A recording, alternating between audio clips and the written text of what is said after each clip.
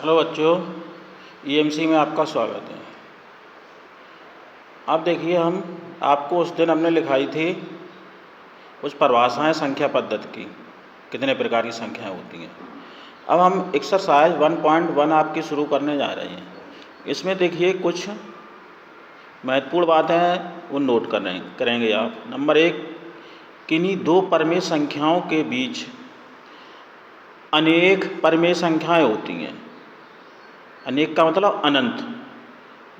दो परमेय संख्या, उनके बीच में अनंत होती परमेय संख्याएं। इसी प्रकार दो अपरमेय संख्याओं के बीच में भी अनंत परमेय संख्याएं होती हैं। अनंत का मतलब जिसको गिना ना जा सकता हो। अब देखिए, इसमें दो परमेय संख्याओं के बीच में हमें परमेय संख्या निकालनी है।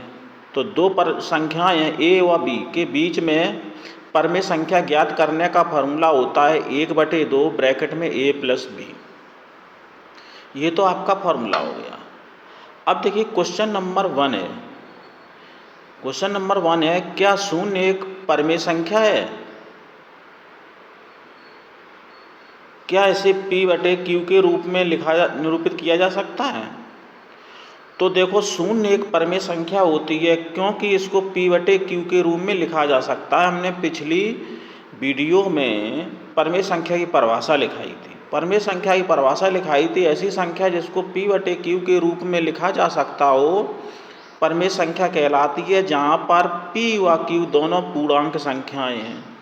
पूर्णांक आपकी 0 भी है, 1, 2, 3, ये सब पूरी संख्याएं दशमलव न हो, और q इज नॉट इक्वल 0। तो हमने 0 को लिख सकते 0/1, यानी 0 ही रहेगी।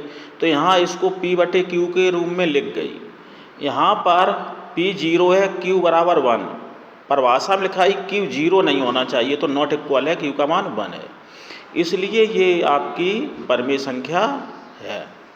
अब क्वेश्चन नंबर है दूसरा, 2 व 4 के बीच 6 परमेय संख्याएं ज्ञात करो। तो 2 और 4 के बीच में हमने बताई किन्हीं दो संख्याओं के बीच में अनंत परमेय संख्याएं होती हैं, ऊपर लिखा है। तो इसमें 6 पूछी गई हैं।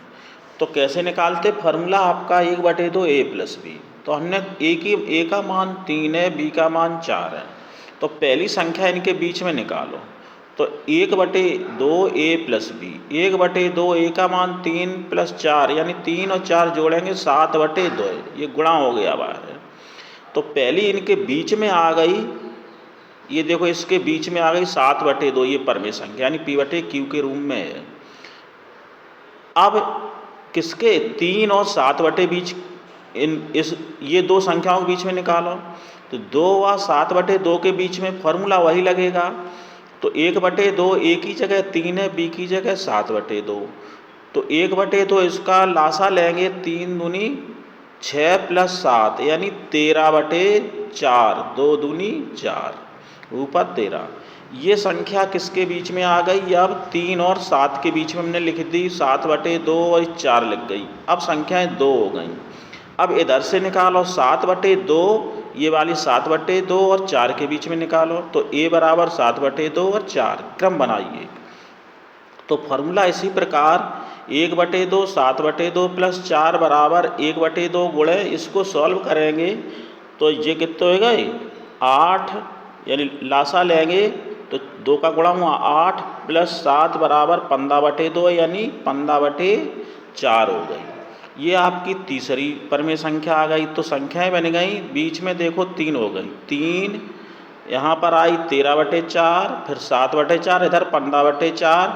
अब 3 हो गई। अब 3 और निकालने हैं, तब इन दोनों के बीच में निकालो। हमने बताई 3 निकली अनंत होती हैं, ऐसे निकालते जाना है। तो अब देखिए किसके बीच में निकालनी है? 3 व 13/4 के बीच में। फिर फॉर्मूला यही लगेगा 1/2 3 + 13/4। इसको भी सॉल्व करेंगे। 1/2 बाहर है, 4 तिया 12, 12 और 13 25/4, यानी 25/8 हो गई। ये किसके बीच में है? यानी 3 और 13/4 के बीच में। इसी प्रकार 15/4 और 4 के बीच में निकालो तो हो गई 1/2 15/4 + 4। लासा लेंगे 4 चौको 16, ये 31/8 हो गई, 4 दूनी 8 बटे गई है। तो संख्याएं अब हो गई 5।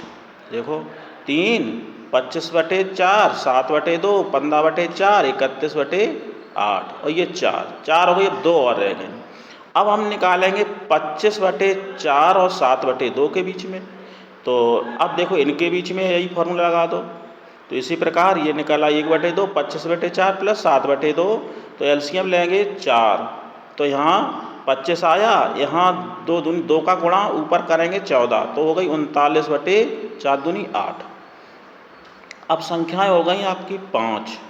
अब देखिए अब लास्ट में बची 7/2, ये 7/2 और 15/4 के बीच में निकाल लो। तो यही फॉर्मूला फिर लगा दो। तो इस प्रकार ये आएगी 29/8। इसी प्रकार सॉल्व करना। अब देखो 3, 25/4, 29/8, 7/2, 39/8 है, 29/8, 15/4, 31/8 और 4। बीच में देखो कितनी हो गई, 3 ये बीच की संख्या है, जो परमेय संख्या हो गई। और ये इन दोनों के बीच में यही आपका आंसर हो गया। अब क्वेश्चन नंबर 4 है, सत्य और असत्य छांटना है। पहला, प्रत्येक प्राकृतिक संख्या एक पूर्ण संख्या है। यानी प्रत्येक प्राकृतिक संख्या कौन होती है? प्रकृति 1, 2, 3, 4, 5, 6, 7, 8, 9, 10, 11, 12 प्राकृतिक संख्या है। और कहा है पूर्ण संख्या यानी पूरी संख्या होती है, दशमलव में नहीं होती है। तो पूर्ण संख्या ये कथन सत्य है।